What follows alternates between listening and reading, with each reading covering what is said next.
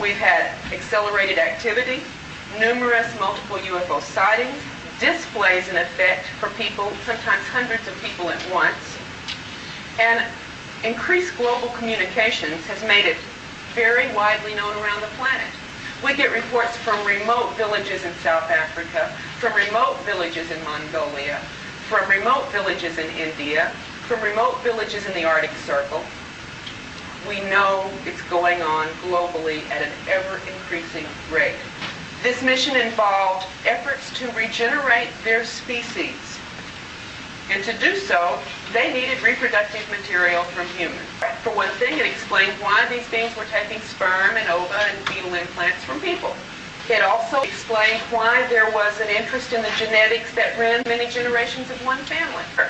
They're on the downside of their evolution. They're de-evolving. They need new blood. They need new DNA. That's why they're here. Here is they're studying human sexuality. And by golly, it looks like they're studying human pleasure and pain responses as well. When the victims are starting to be sacrificed, it's the scent of the blood. And they start shape-shifting at that point in time. And they can hardly wait to get to the blood. It's like they're addicted to the blood, and then the consumption of human flesh that follows. There are certain times when they will actually do a sacrifice, or there will have been someone doing a sacrifice and it's not happening fast enough for them. So they will step in and finish it themselves, because the sacrifice the ritual has to be gone through. It's sacrificially, ritualistically, it has to have been gone through. And they will step right in and just start tearing the throat out. And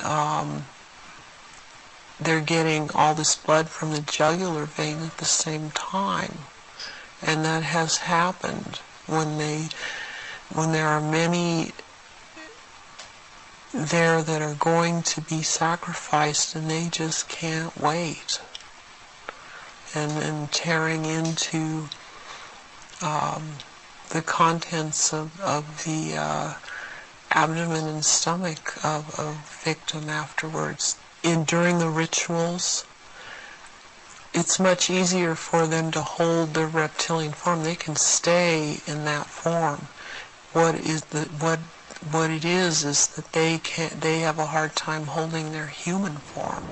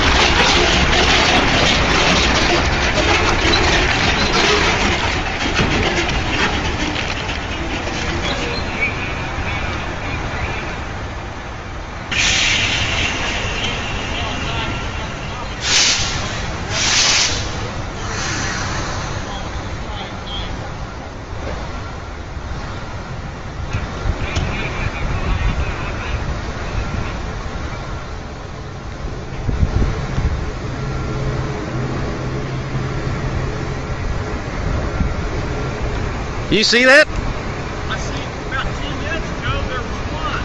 Yeah. Heaps of people on the street having a look up in the sky.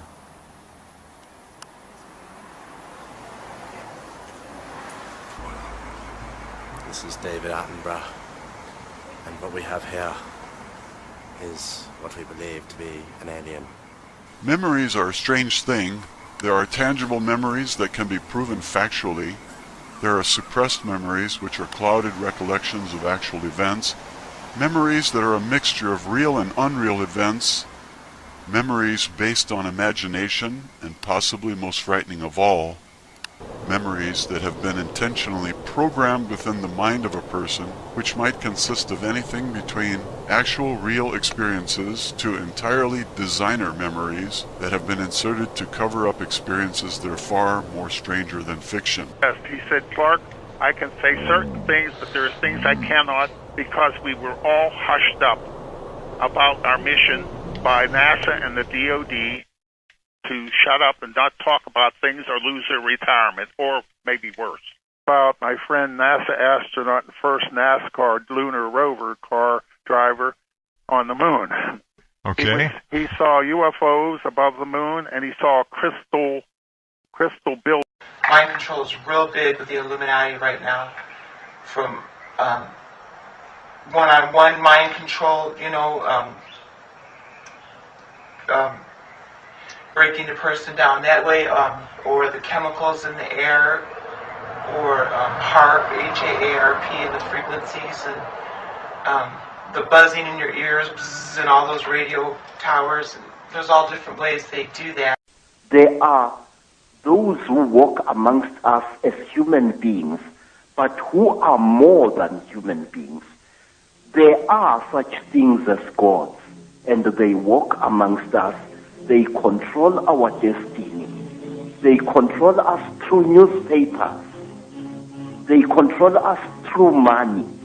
And they control us through religion and spiritual confusion. And about my friend NASA astronaut and first NASCAR lunar rover car driver on the moon. Okay. He saw UFOs above the moon, and he saw crystal buildings. The reptilian stands between 7 and 8 feet tall, and as expected, has the look of a reptile. They too are erect standing bipeds. The head is slightly conical in shape and has 2 bony ridges riding from the brow across a back-sloping skull. There appears to be no bridge between the eyes. The nasal openings are at the end of a small flattened nose and are described as 2 small slits that slant upwards in a V formation. Small openings can be seen on the side of their heads, but no ears as such. The eyes contain vertically slit pupils with a flame or an orange-coloured surround. They have wide lipless mouths which contain various types of teeth, including fangs. Some have thin fleshy spines under their chin. Their skin is scaled, usually greenish-brown or light grey in colour, and hairless. The scales on their backs, thighs and upper arms are quite large, with hands, abdomen and face being covered with smaller scales, allowing more flexibility. Reptilians' bodies are lean and firm with powerful arms and legs, long arms and 3 fairly long fingers and an opposable thumb. The feet have 3 toes and 1 recessed 4th toe that is toward the back side of the ankle. Claws on the hands and feet are short and blunt. Reptilians are an ancient race. They were actually a hybrid mix many billions of years ago, which came into a foundation of us not really understanding who and what they are. We still don't really understand the total mixing, but we believe that there's a centering of space that brings them through those who come from another outside energy connected to parallel worlds. At the beginning of 1947, yet another expedition by the Admiral Explorer Richard Byrd arrived on Antarctic shores. It was a very strange expedition. Unlike his previous 3, this was one completely financed by the US Navy. Operation High Jump was his code name. Under the command of Admiral Byrd, there was a powerful military squadron, an aircraft carrier, 12 super ships, a submarine, more than 20 airplanes and helicopters, and about 5,000 people on staff. You will agree, a strange team for a scientific expedition. December 2nd, 1946. Before the start of the expedition, Admiral Byrd at a press conference said, "My expedition is military in nature," giving no further details.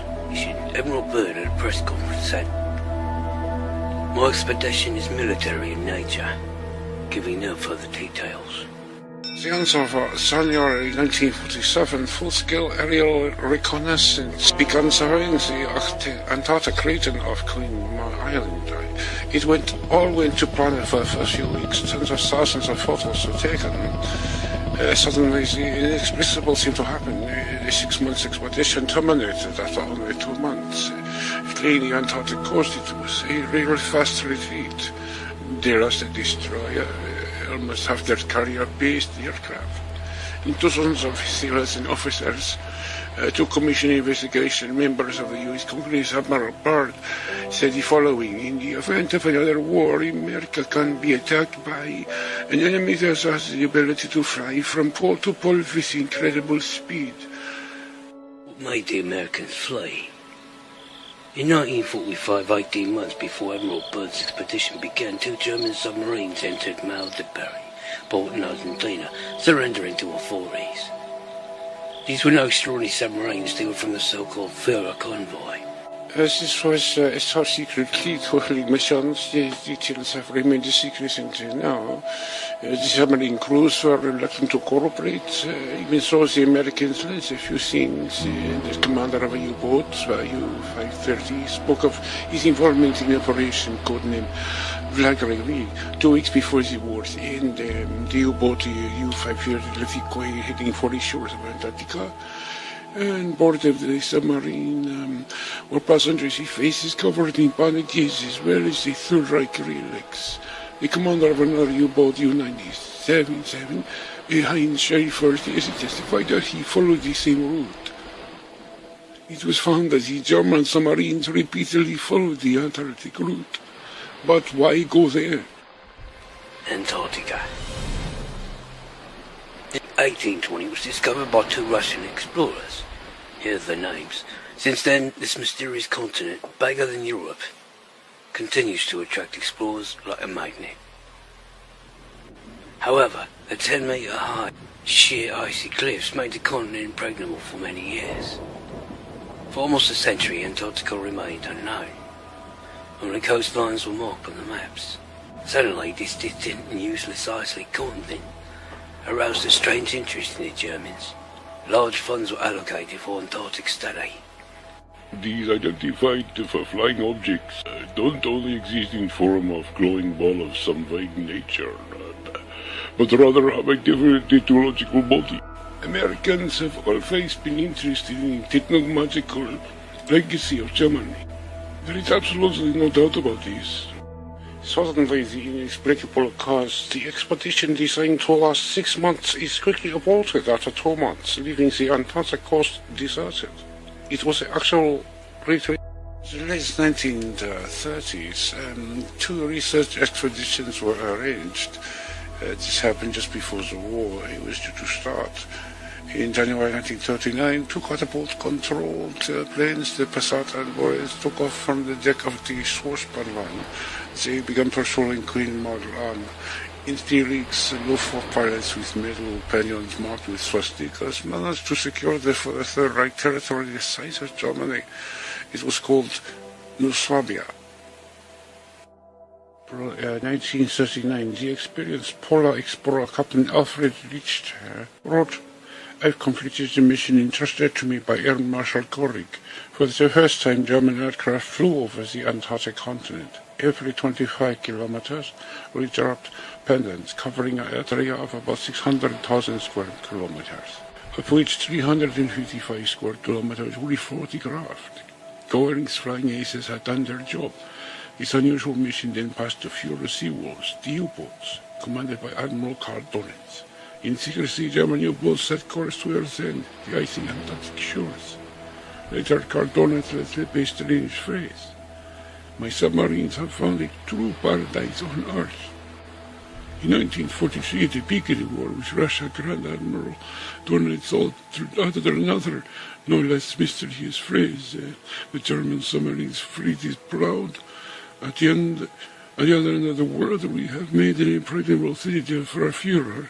Back then, the Grand Admiral of the German naval fleet's words were only understood by a very small circle of insiders. Today, we only hypothesize what the Grand Admiral meant. After the war, in Nazi secret archives, intriguing photos and drawings were discovered. They proved that German scientists were actually engaged in the development of disc-shaped aircrafts. At the time, nothing like this existed. How did Nazi scientists manage to make such a technological leap? Antarctica Society, the most mysterious organization in the Third Reich. Even now the secret services of the leading powers hunt for its secrets. But why? It's simple. This was the only known historical structure engaged in the study of occult mysticism, to have state funding and support.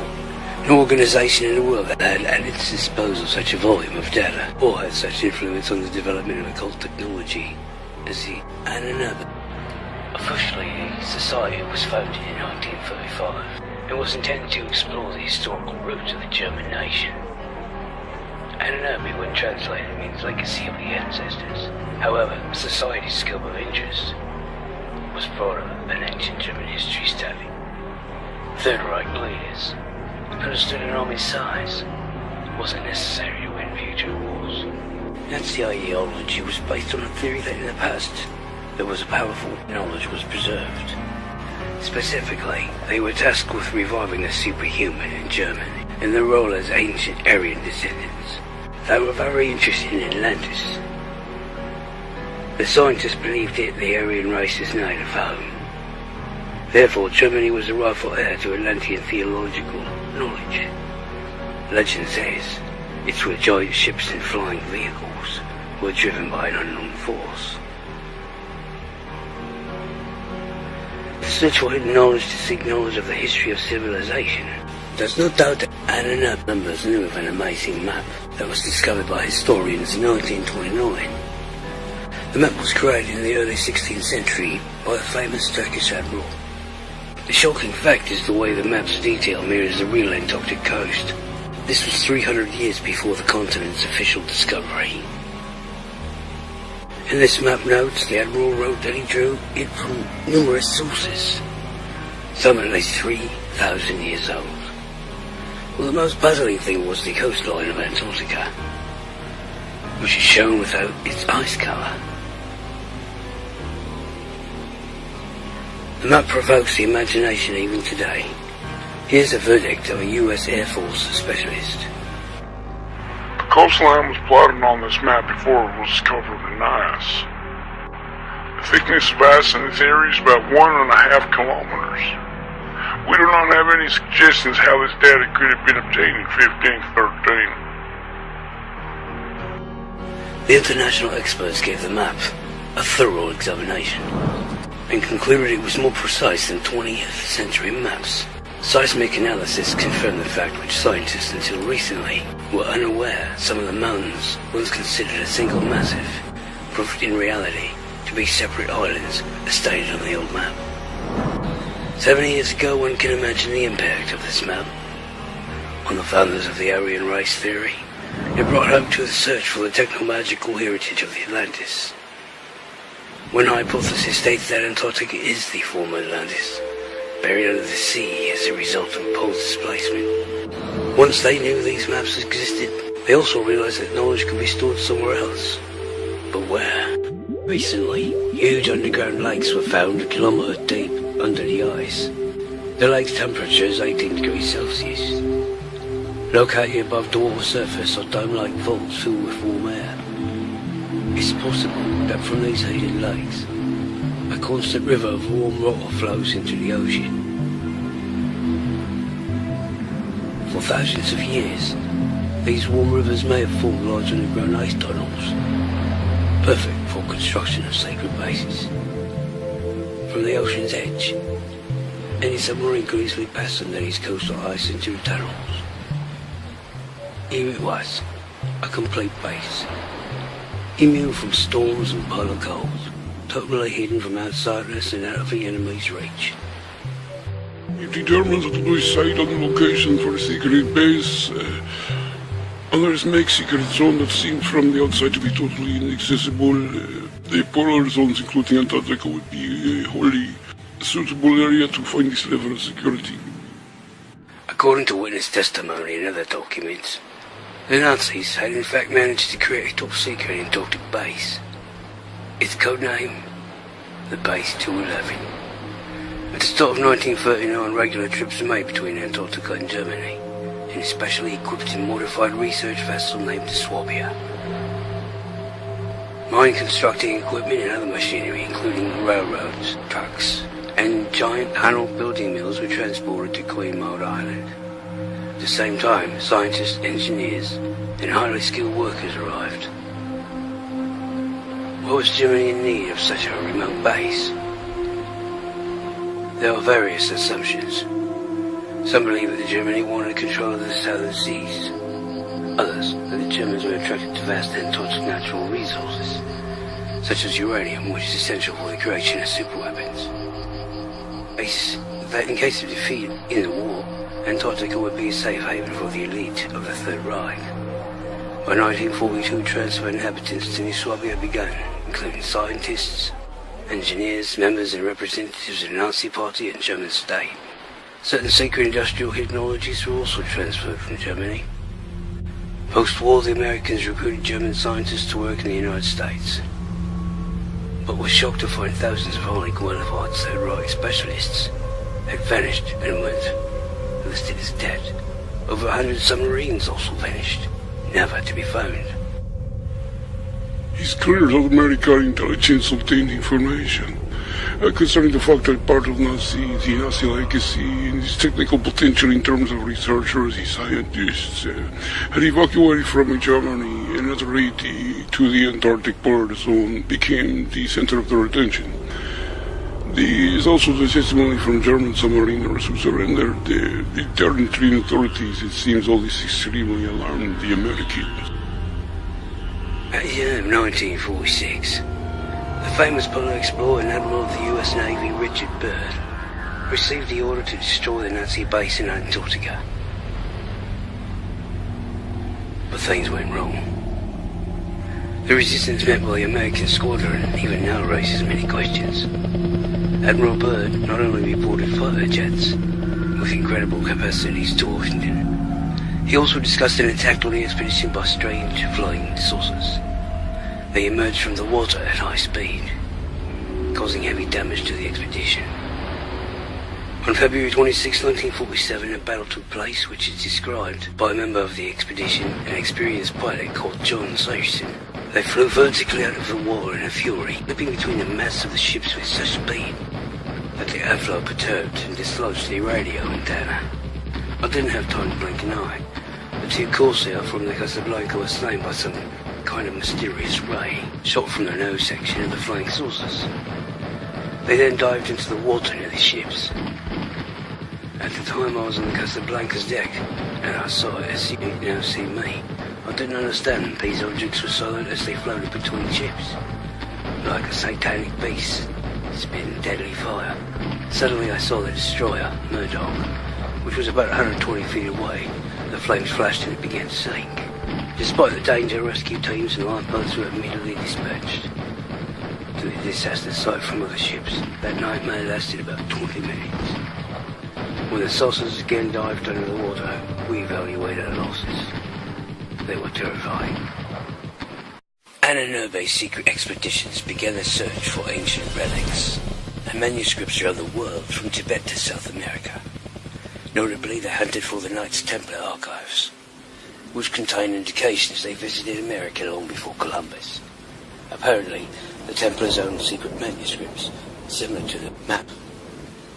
It suggests they knew something vital about Antarctica. In the occupied territories, SS Special Commando units removed archives and libraries. The Ananobe confiscated libraries of theological faculties and various secret societies as soon as space was allocated. The Ananobe caught a huge library. According to a librarian from one of the post-Gnosky libraries, in March 1945, he witnessed Soviet troops approaching German territory. The NRB were evacuating a library and carrying away 140,000 volumes. The library catalog would be very interesting. It's possible the NRB learned something incredible about Antarctica. They made the study of this continent one of the main Nazi leadership goals. Actually, the SS were after very specific knowledge. The Grail Cup, together with the Holy Spear, opens the way to world domination. Hitler became aware of this legend before World War I. The Spear of Destiny was safely kept in the Vienna Museum. Hitler possessed the spear in 1938 after Germany annexed Austria. In order to rule the world, he needed the Grail Cup to combine the legacy spear, symbol of the active male principle and the world's scientific knowledge, with the cup, symbol of the active female principle and the symbol of wisdom. This is the dominant idea which preoccupied the Third Reich's elite. To fuse the latest scientific achievements with centuries-old knowledge, even in the absence of a rational explanation. It could have been an attractive and productive idea if it wasn't for the purpose the Nazis pursued: supreme reign over the world. To enslave it for the chosen race, utilize the occult knowledge and technology. For scientific research, the NRB employed elite staff, mainly world-famous scientists, and hundreds of employees from more than 50 university departments.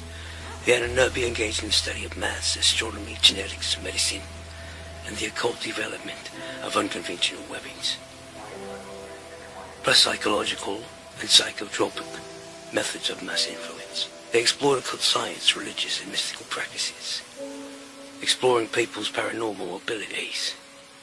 The NRB were seriously engaged in this research. The factual evidence for this for the NRB directives by their management, which included Himmler before the war began in 1939, studies were carried out concerning the paranormal abilities of employees of the NRB, the results were recorded on personal files. When they were stored to officers with these paranormal abilities, along with others who displayed paranormal skills, were merged into a single NRB department. Unfortunately, there are no records on what this department was working on, or more importantly, what results were achieved. One of the main objectives pursued by the NRB experts was the use of paranormal abilities to contact unknown beings, or outsiders as they call them. The aim was to obtain from highly developed extraterrestrial and ancient terrestrial civilizations superior technological knowledge. It had already occurred.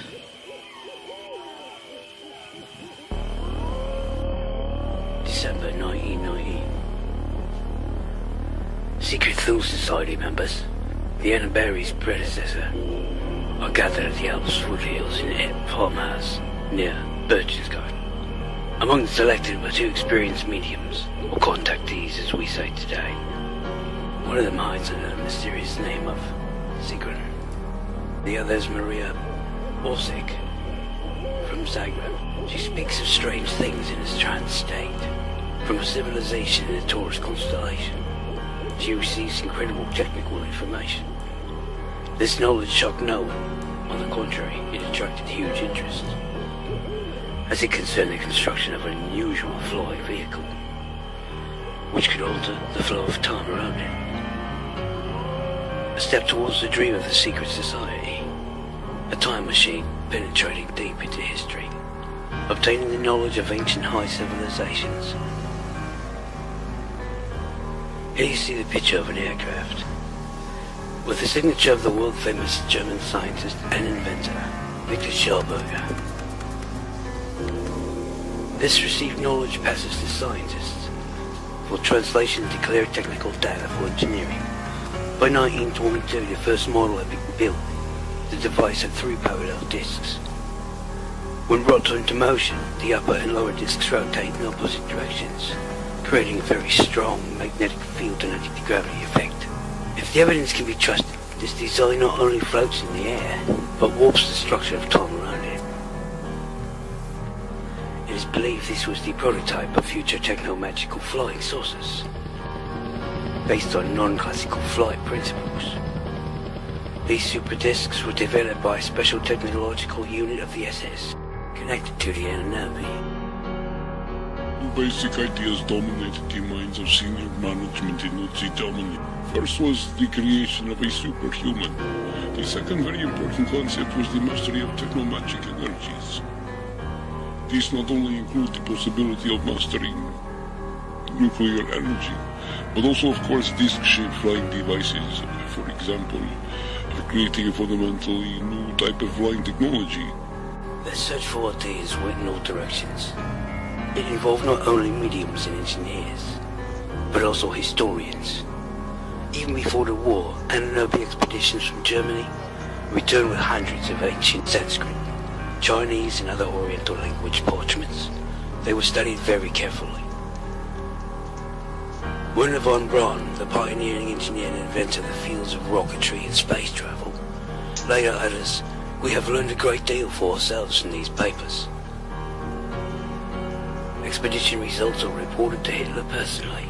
Some of it inspired the Third Reich leader to such a degree that thought of wonder weapons and space flight didn't leave him until the war's end.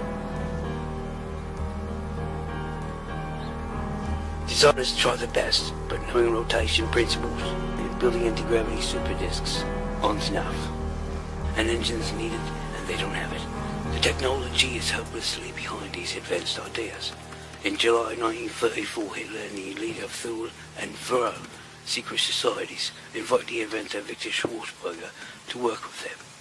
His legendary implosion engine is capable of producing light, heat, and mechanical motion with only air and water. They needed one thing from him, to create an engine for flying discs. An agreement was reached, and after 5 years in 1939, a prototype with the real disc in Schwarzberger's engine rose into the air. Here, a rare photograph is preserved, showing a test flight of a winter camouflage disc. Progress with the techno-magical disc was extremely slow.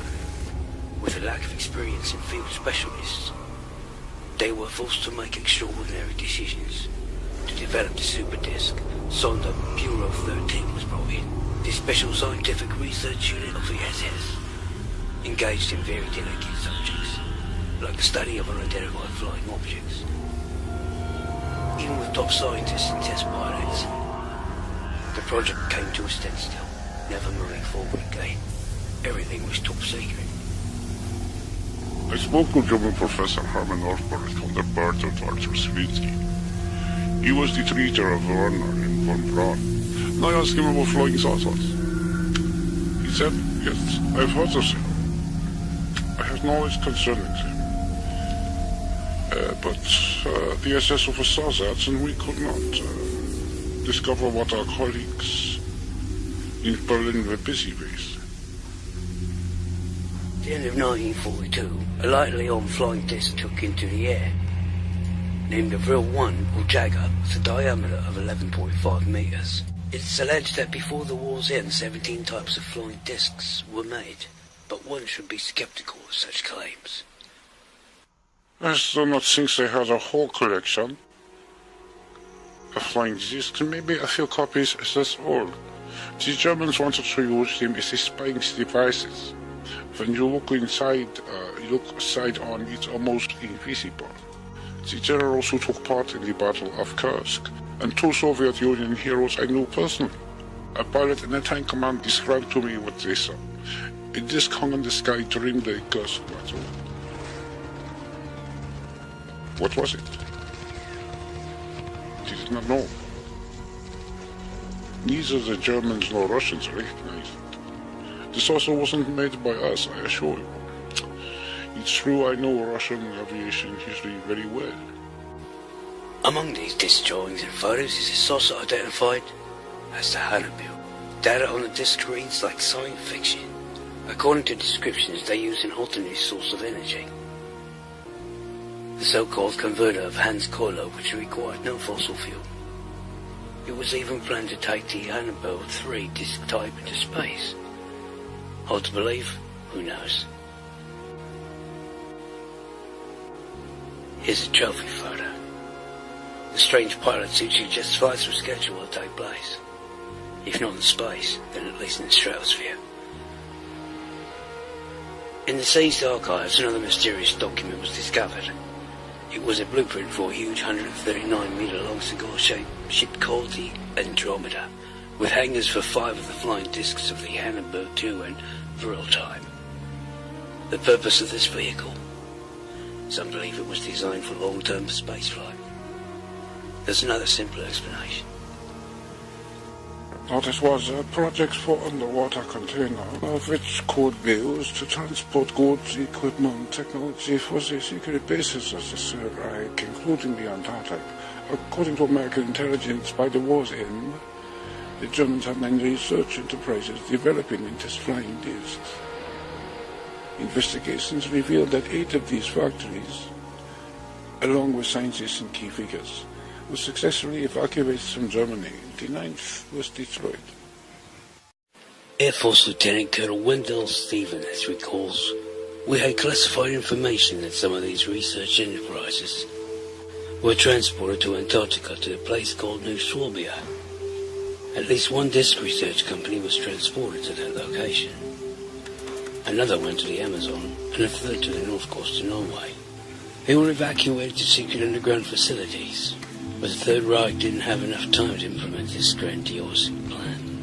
It seems by the war's end, techno-magical disc development never reached the industrial production stage. The discs encountered in Antarctica in 1947 were probably not the same discs. Perhaps they were German discs flying on classical principles, ones that had already been developed by the Third Reich. Perhaps as a fallback to their techno-magical projects. A few such prototypes had already been made. Some proved themselves well. It was a giant technological leap, and Germany's opponents weren't even close. But far from the kind of discs that the Reich leaders had in mind. These prototypes created by the Germans could only fly in the air. At the extreme, perhaps fly over a liquid or solid surface.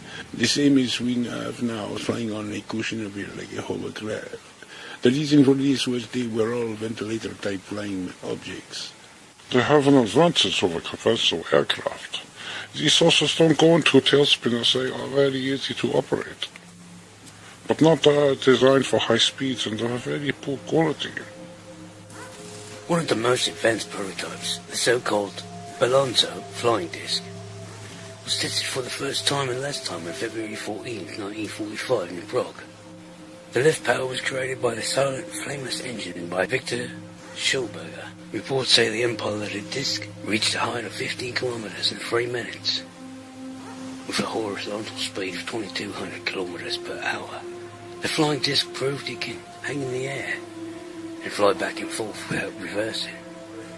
A success? Absolutely. But war was now on German territory, not waiting for German territorial occupation. The Nazis destroyed any non-conventional prototypes they couldn't evacuate. The only example of the Ballon disc was also destroyed. The developer of its main engine, Victor Schauberger, later recalled, "The model tested in February 1945 was built in collaboration with world-class combustion engineer experts from Mos Eisley concentration camp. Then they were returned to camp, but then this was the end. It was Hitler who had this prototype blown up." So these beautiful pictures, depicting flying discs above an Antarctic base, are an artist's fantasy. Other drawings and photos are suspect. They were made to test parts of the disc prototype within certain parameters, or were part of presentations to the authorities for funding purposes. It's vital to credit the German scientists and engineers who achieve huge successes. The Third Reich's leap in science and technology wasn't accidental. Combining scientific research with an analysis of ancient knowledge brought incredible results. However, the defeat the Nazis suffered was not accidental. For the Grail Cup isn't just a symbol of ancient knowledge, but also centuries-old moral code. This code the Nazis deliberately rejected. Many legends and rumors are associated with the discs of the Third Reich. In addition to these stories, there are also tales of German discs flying out of Antarctic waters in 1947.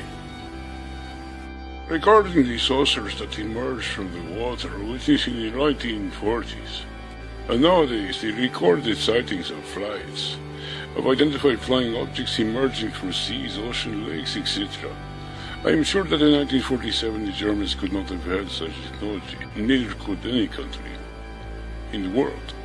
Germans did not attack the American expedition in 1947. Who did? Emerging out of the water, shining saucers, spears, cigar-like objects in the polar and surrounding areas are not unusual facts. The northern countries, Central and South America, Australia, South Africa, everywhere identified flying objects are observed. Reports on them are regularly received from the USSR Navy Intelligence. As a commander in Soviet Navy Intelligence, I regularly receive part reports on such objects detected by witnesses. It would be incorrect to think that unidentified flying objects were only observed in the north. They were also observed across the Atlantic, even in the South Atlantic, near Antarctica. One particular case I am familiar with was where they were observed in the area of the islands of South Georgia. Emerging from beneath the waters, fishermen saw an object. They managed to take a photograph, as is shown here on these pictures. Despite the strong wind, the object remained static for a long time. Clearly it wasn't a cloud or a balloon over the islands of South Georgia. Over the islands of South Georgia, very strange flying objects were observed. Here's the evidence from one case. The disc hung over the island and was visible for a long time during daylight, just before sunset and just after sunset, for around 1.5 hours to 2 hours. The object had a symmetrical, circular shape. But within it was a visible isosceles triangle. At night this triangle was not only shown, but lights were observed at the base of the two corners, as if the object had a working engine. However, the object remained in the same spot all the time.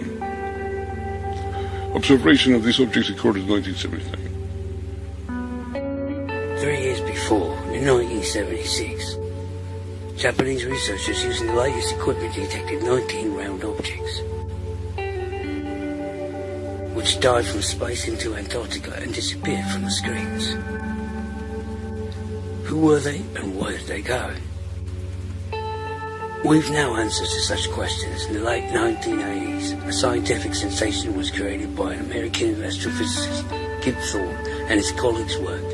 They substantiated the possibility of nearly instantaneous movement in space and travel time.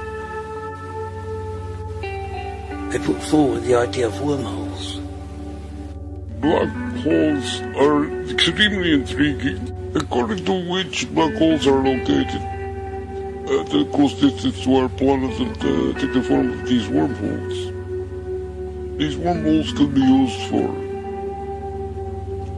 intergalactic and interstellar travel. Other scientists suggest their work has significant practical characteristics, specifically building time travel devices, ensuring intergalactic travel, so forth. Kip Thorne concluded that near the Earth, there's an entrance into a wormhole leading to the star Vega. At that time, without doubt, the Americans already knew very well the way in which the appearance and disappearance of UFOs takes place in the atmosphere of our planet. In 1992, construction began in Alaska of a powerful radioelectric complex called HARP. Officially, it was to study the ionosphere and the development of missile defense systems. Clandestinely, it was used to develop new weapon types, geophysical, weather, and psychotropic. In essence, a massive beam cannon, a type of global microwave oven. In addition to this, there was something else. Today we can safely assume that the main purpose of this station is the search for the entrance to the wormhole. Which means the Americans came to the conclusion that in this polar region the entrance to the wormhole is located. The station's radio waves allow it to determine the wormhole's configuration, then trace it back and find where the entrance and exit is. In 1998, the complex in Alaska was put into action. An identical transmitter is built in Norway. On its way is a third, more powerful one in Greenland. In the early 90s, technical capabilities made it possible to focus only on one side, the Alaska porthole, as an entrance and exit to observe the movement of UFOs on our planet. There was no need to install tracking stations across United States territory. On or other territories, control of just one portal was enough. However, Earth has two poles. What is the role of each in terms of this theory? Well, for example, they use it both for entry and exit through Alaska, or use the portal to enter and leave Antarctica, and vice versa. Through Antarctica, the UFO emerges into the atmosphere of our planet. And through Alaska, the North Portal, they leave the planet. This theory of tidal effects does not contradict the fact that the North Pole of our Earth is the entrance and the South Pole of the Earth is an outlet that links our planet with other planets and stars on the level of energetic information. It's possible our poles' properties are used by unidentified flying objects to communicate with other parts of the universe. In any case, it would be a subject for serious study. It's no surprise concerning the well-known fact. Namely, most of the staff on the American Antarctic Station are personnel of the United States National Security Agency, employees of American Military Technical Intelligence, Electronical Intelligence, and Central Intelligence Agency employees. These categories represent the main research personnel on American Antarctic stations. Perhaps the scientists of the Third Reich also inferred the Arctic and Antarctica were not just Earth's poles.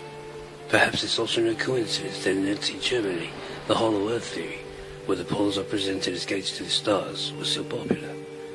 Perhaps at this bizarre idea's heart, a vague understanding was reached, something akin to recently discovered wormholes, along with the possibility of space and time travel.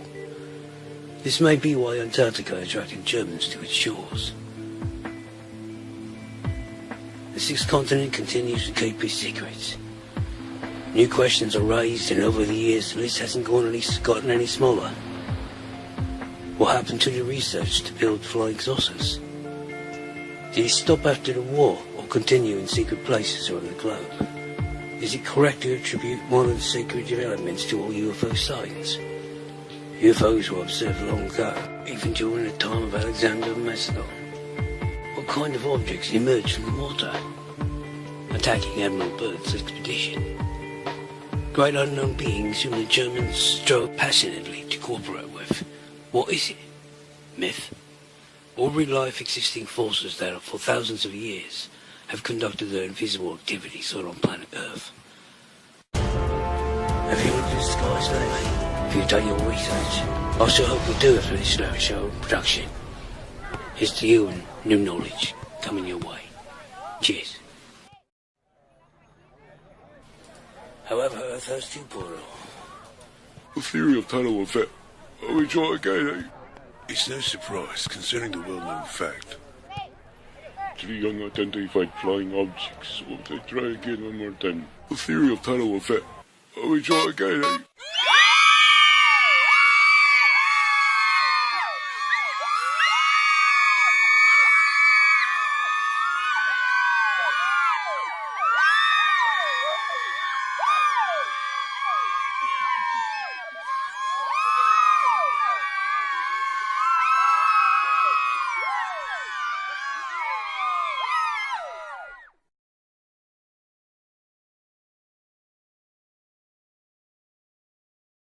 The government are hiding evidence that there's life. This photo is going around on Facebook, and I don't think that they have done anything to modify that picture. I think that's exactly, that's what it looks like. Yes. It is a 18-armed crab monster. Any person who says there is humans on Mars could be considered as insane. But what if there are images? If there are testimonies, evidence that could prove this a possibility? What should we think then? These evidences show that the impossible could very well be a reality. This is Fernando Correa. Scientists have said that Mars cannot hold any life. The atmosphere is weak, just as the magnetic field. It is said there is no oxygen on Mars. It is and has a low temperature. Could there be microscopical or even human life on Mars then? Investigations show Mars was very similar to Earth at one time. No one knows how long ago it happened. These evidences show there could be actual human beings on Mars. Now there's information about Jackie, a former worker for the Viking mission. In 1979, she saw two men working on Mars. On May 11, 2006, she was listening to the radio show by G. Nori. The show was talking about it with a CIA former agent, John Lear. Jackie wanted to know about the mystery of Viking. She wanted to know about the humans she saw in 1979. I used to work at NASA during that time and handling downlink telemetry. And one night on our video monitors, while the little Viking rover was running around, I see two men in suits, not necessarily space suits. Human beings being recorded by Vikings cameras on Mars. Jackie said they worked on this rover from NASA. They came over the horizon walking towards the Viking Explorer, and our vision got cut off. I didn't see what they did with it or anything else. Jackie spoke of humans on Mars 28 years before this picture from Spirit was taken in November of 2007. A woman sitting on a rock. Special filters show a female shape. This picture shows the existence of humans, men, on Mars. Near to this place, rover Spirit caught an image of some kind of home, or stones arranged as a building. There is more about the witness, Jackie. She asked about these men near the Viking, who she saw. We're probably making repairs. Well, that's why I was wondering if they were our guys or not. Because they were. Do you know what kind of suits they wore? Pardon? Do you know what kind of suits they wore? Well, they wouldn't have to wear very much. I mean, the atmosphere is, there's enough atmosphere to walk around without a spacesuit on Mars. The adventure of the Learjet, the former CIA pilot, John Lear, said that humans can be there on Mars. That there can be humans on the moon as well. There is on the moon. I mean, there's not, it's like about 15,000 feet on Earth. Now, you can go through a 24-hour acclimatization program on the moon, and you can walk around without a spacesuit. Same thing on Mars. You don't need a spacesuit. If they had one, it was I could just see minimal. the rust-red terrain of Mars. I could see that Mars has a pale blue sky. And I turned and I saw a small human being from our civilization on Earth run up to me. And then two more individuals a couple years older than me. I would say they were maybe 21, 22, 23 years of age, ran up to me, two men and a woman. And they were clearly human beings from Earth. They weren't Martians. What is the temperature on Mars? What do they eat on Mars? Very good questions. It's about 70 degrees. Curiosity confirmed the words from Basiago. In 2013, this picture confirmed the sky on Mars is also blue. On that first year, Curiosity noticed that temperatures are not so cold. We can find the structure with Google Mars, on Mars, an artificial structure. A base that has been mentioned by Andrew Basiago. Basiago and Jackie's version support each other. We have also the words by John Lear. Yeah, absolutely. They were going, just like Mars rover, cleaning off the dust. They had their paper towels and Windex, and it just confirms what's going on. Solar panels have been covered by dust many times. 7 days later, they are clean again. We do not know who cleans the rover solar panels. Jackie's version is supported by the words of John Lear, also by the story of Andrew Basiago. More and more evidences show the possibility of humans being there on Mars.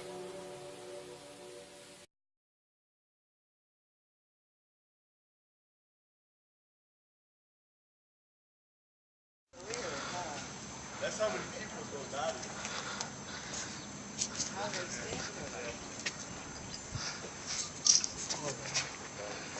Why are they doing that? Dude, I'm not feeling that.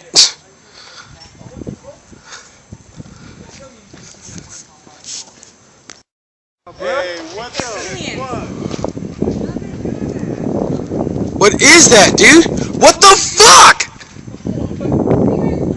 The numbers in the sky. Numbers popping up in the air out of nowhere. They're just fucking. There's no airplane, no nothing. What the? Look at, there goes another one. There goes another one. What the fuck? Popping up out of nowhere. Oh my God, there goes another one. Look. Oh my God. Smoke rings. Got blowing smoke rings. Look at that shit.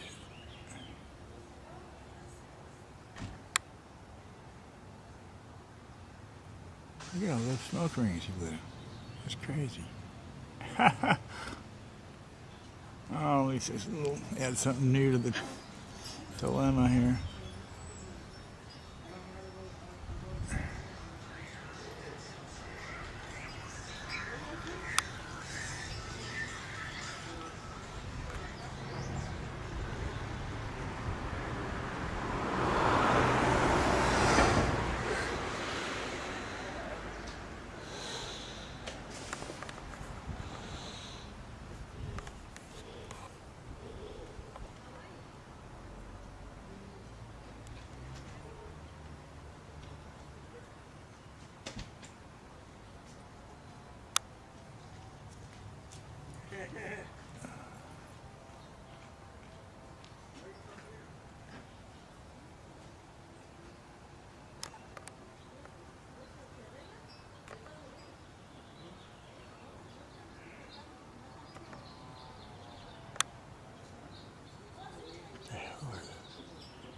Had one before like that.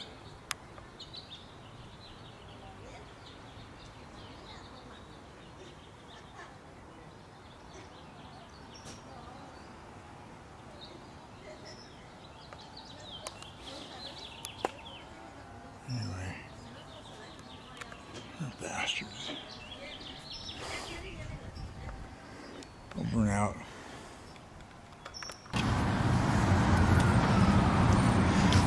And this is overlooking Halifax.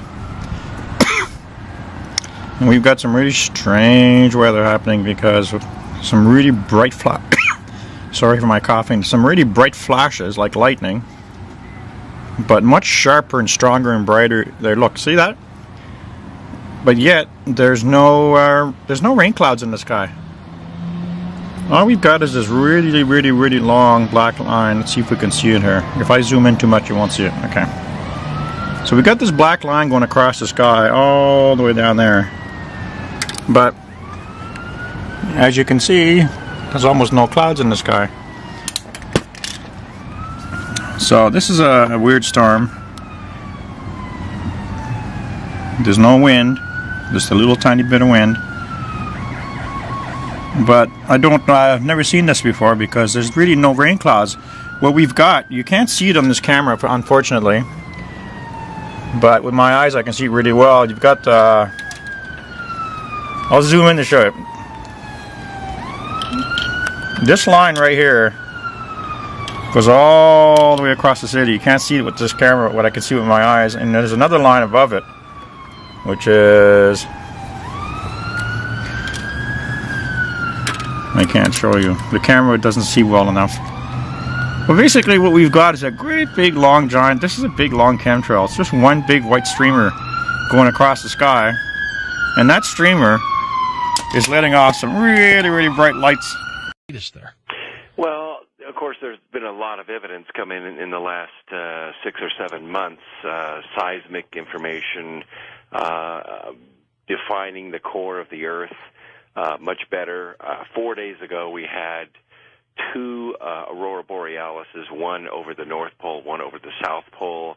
It happened to coincide with a time when the solar wind was very low, less than 350 kilometers per second.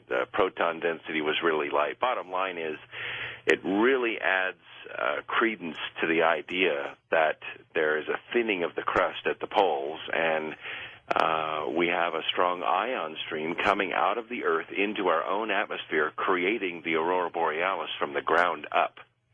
As you know, a year ago in February, NASA launched the Themis probes, which is a set of 5 satellites that went up to try to understand better why the aurora borealis behaves the way that it does.